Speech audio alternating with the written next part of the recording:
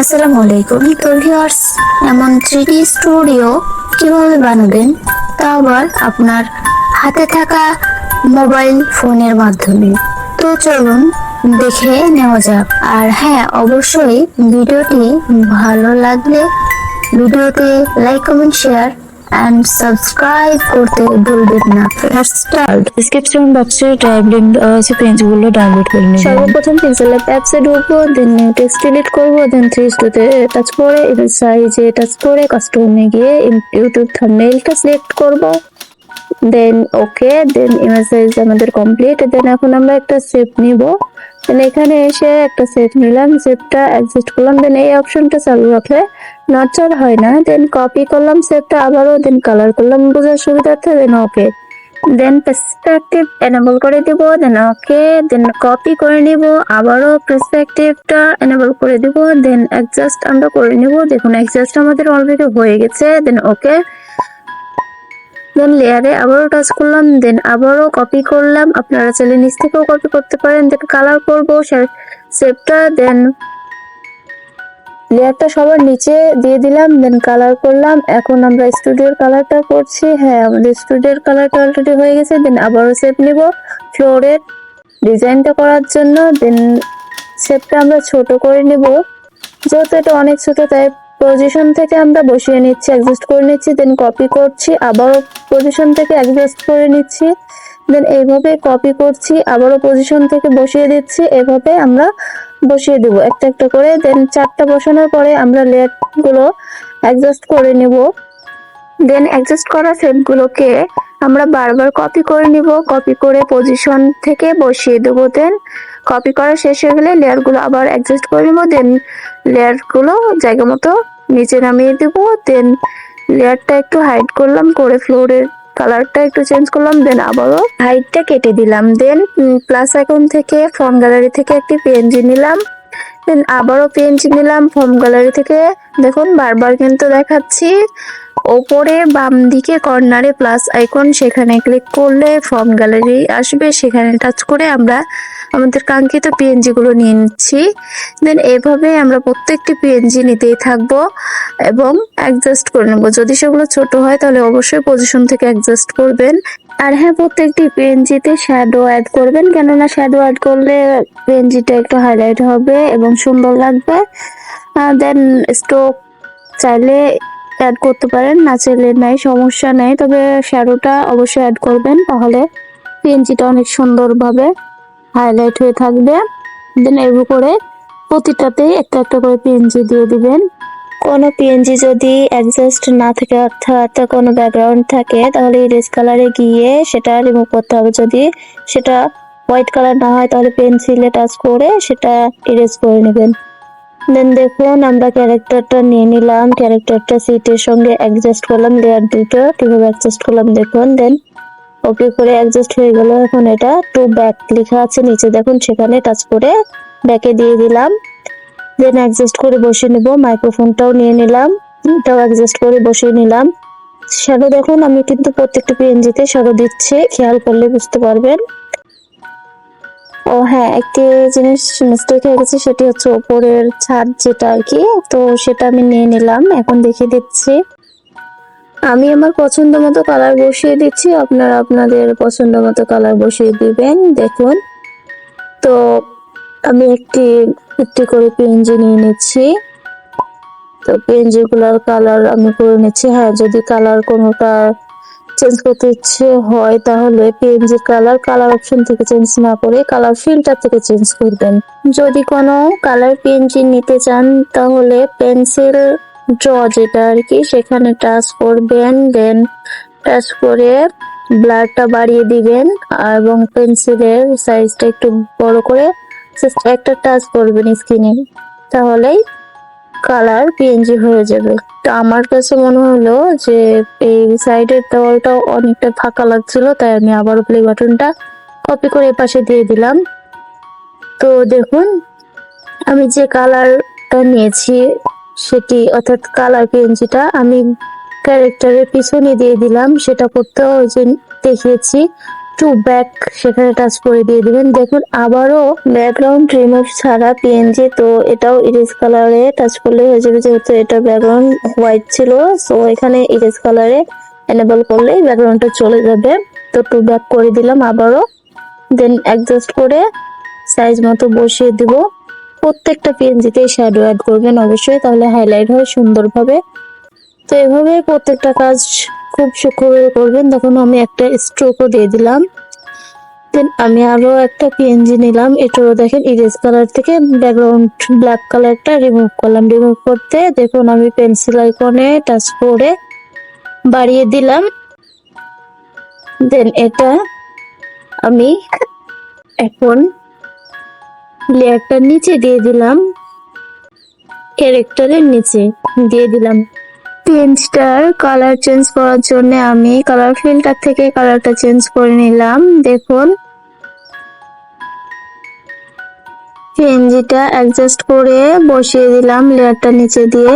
ড্রয়ে touch করে আমি আবারও একটি পিএনজি নিয়ে নিলাম, ইয়েলো পিএনজি। দেন এটি টু ফন্ট করে দিলাম ম্যাজিক বক্স, তারপরে কালার পিএনজিটা নিচে চলে গেল।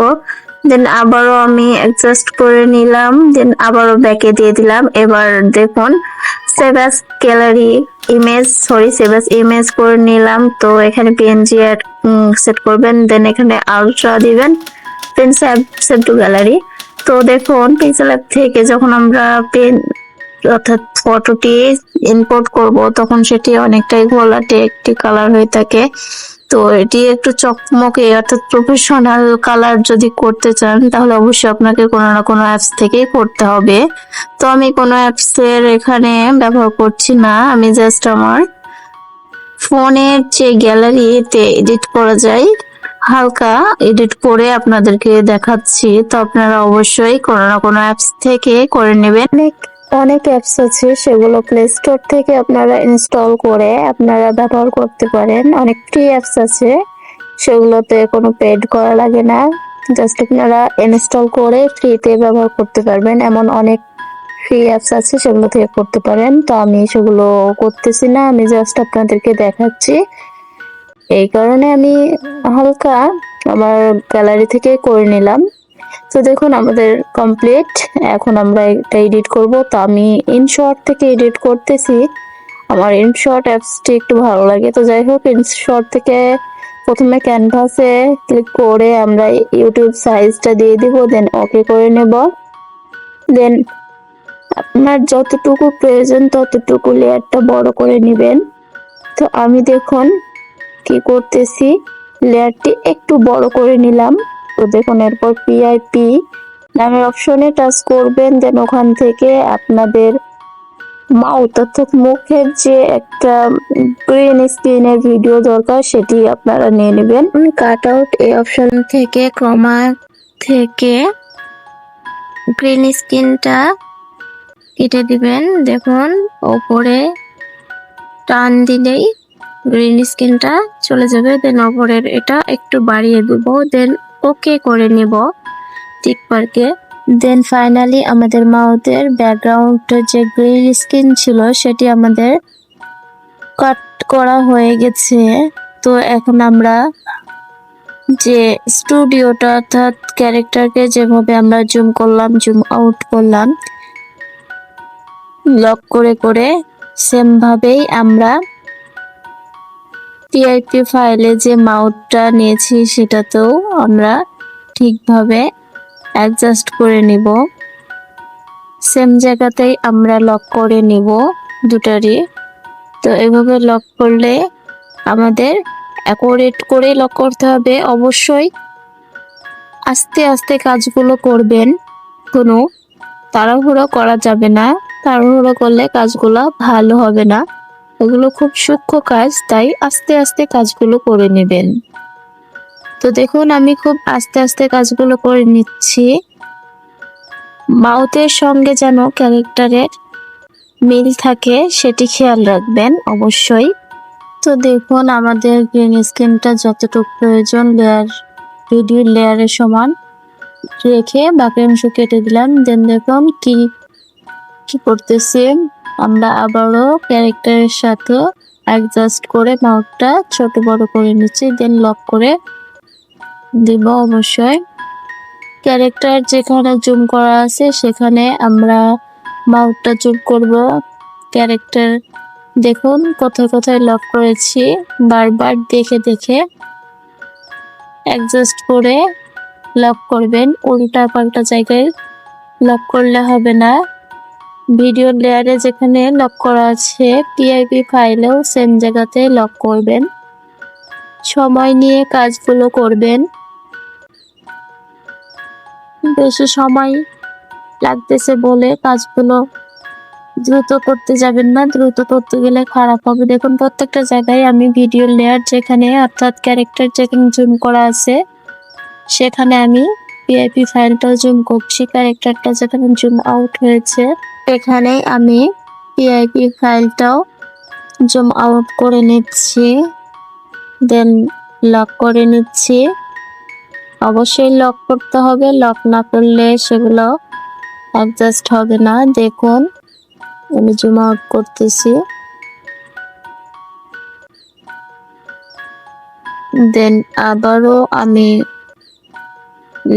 ভিডিওর লেয়ারটি মেন লেয়ারটি দেখতেছি, দেখে পিআইপি ফাইল ওটাতে অ্যাডজাস্ট করে একই জায়গাতে লক করে নিচ্ছি। যদি জুম আউট করতে হয় তো জুম আউট করতেছি, আর জুম করতে হলেও সেখানে জুম করেই অ্যাকোরেট জায়গায় লক করতেছি। আপনারাও খেয়াল রাখবেন যেন অ্যাকোরেট জায়গায় লকটা হয়।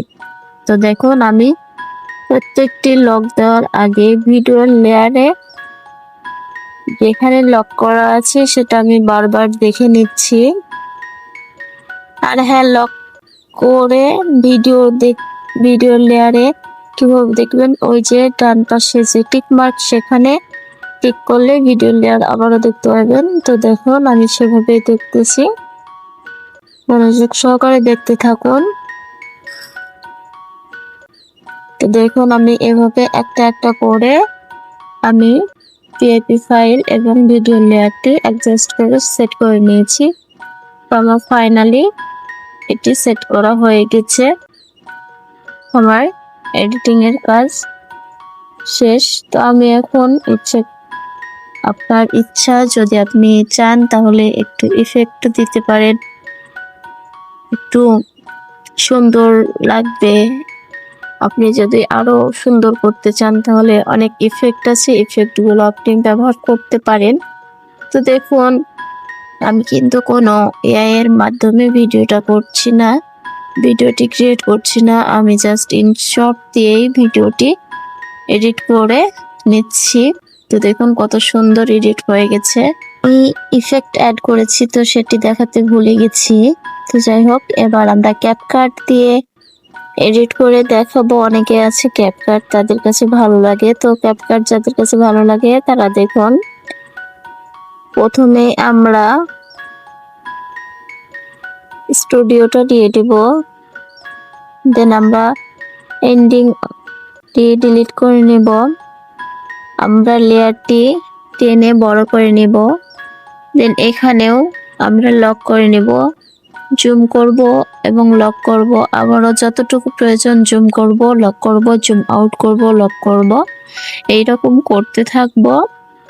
প্রয়োজন মাফিক আমরা কাজটা করব।